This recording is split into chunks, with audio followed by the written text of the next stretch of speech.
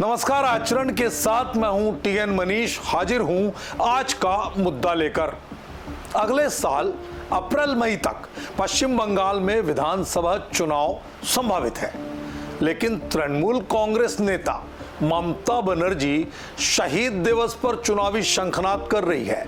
दरअसल शहीद दिवस पश्चिम बंगाल की एक महत्वपूर्ण राजनीतिक और सांस्कृतिक घटना रही, जो 21 जुलाई 1993 की उस त्रासदी को याद दिलाती है जब पुलिस फायरिंग में 13 युवक कांग्रेस कार्यकर्ताओं की जान चली गई थी। ये घटना उस समय हुई थी जब ममता बनर्जी युवा कांग्रेस की प्रदेश अध्यक्ष थी और वे मतदान पहचान पत्र अनिवार्य करने की मांग को लेकर रैली कर रही थी। तब की मार्क्सवादी कम्युनिस्ट पार्टी सीपीआईएम की सरकार के खिलाफ यह प्रदर्शन था और इस घटना ने राजनीतिक परिदृश्य को काफी प्रभावित किया। टीएमसी ने 1998 से इस दिन को शहीद दिवस के रूप में मनाना शुरू किया और यह उनकी राजनीतिक पहचान का हिस्सा बन गया है। आज 21 जुलाई 2025 को टीएमसी ने कोलकाता के धर्मतला में एक बड़ी रैली आयोजित की, जो 2026 के विधानसभा चुनाव से पहले उनका आखिरी शहीद दिवस का आयोजन है। ये रैली न केवल ऐतिहासिक महत्व रखती है बल्कि सियासी तौर से भी महत्वपूर्ण है, क्योंकि टीएमसी की चुनावी रणनीति का ये हिस्सा है। इस रैली में ममता बनर्जी ने बंगाली अस्मिता, पलायनवादियों के मुद्दे पर जोर दिया। उन्होंने कहा कि भाजपा शासित राज्यों में बंगाली भाषी लोगों को बिना किसी गलती के जेल में डाला जा रहा है और ये बंगाली अस्मिता पर सीधा प्रहार है। ये बयान हाल के दिनों में उठे पलायनवादियों के मुद्दे के संदर्भ में आया है, जहां ममता बनर्जी ने आरोप लगाया कि बंगाली बोलने वाले प्रवासियों को हिरासत में लिया जा रहा है। ममता बनर्जी ने प्रधानमंत्री नरेंद्र मोदी के 18 जुलाई 2025 को दुर्गापुर में दिए गए बयानों का भी जवाब दिया, जहां मोदी ने कहा था बंगाली गर्व भाजपा के तहत सर्वोच्च है और टीएमसी को विकास में बाधा डालने का आरोप लगाया। ममता ने कहा बंगाली अस्मिता की रक्षा करना उनकी जिम्मेदारी है और उन्होंने भ्रष्टाचार और कानून व्यवस्था के मुद्दों पर भी अपनी बात रखी, जैसे कि कोलकाता के आरजी कर मेडिकल कॉलेज और लॉ कॉलेज में बलात्कार के मामले और मुर्शिदाबाद में सांप्रदायिक हिंसा। विपक्ष, खासकर भारतीय जनता पार्टी, टीएमसी पर भ्रष्टाचार, घुसपैठ और तुष्टीकरण के गंभीर आरोप लगा रही है।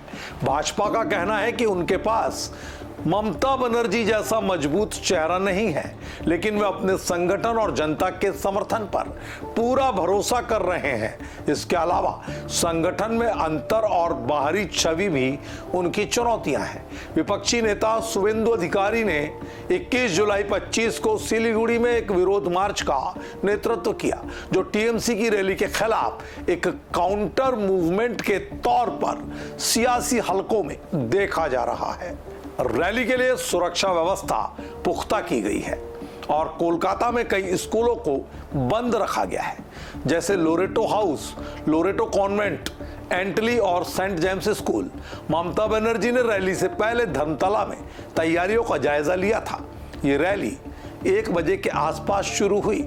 जनता की भागीदारी को देखते हुए ये रैली टीएमसी के लिए एक बड़ा मंच साबित हो सकती है, क्योंकि टीएमसी इस रैली के जरिए आने वाले साल में चुनाव का शंखनाद कर रही है। सोशल मीडिया पर इस रैली और ममता बनर्जी के बयानों पर काफी चर्चा गर्म है।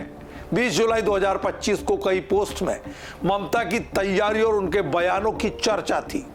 इकोनॉमिक टाइम्स ने भी इस मसले पर अपनी प्रतिक्रिया दी है। तो वहीं दूसरी ओर अगर हम देखें तो पीटीआई जैसी न्यूज एजेंसी ने भी वीडियो शेयर किया, जिसमें ममता ने कहा था opposition is trying to thwart TMC martyrs day rally. जनता की राय बटी हुई है।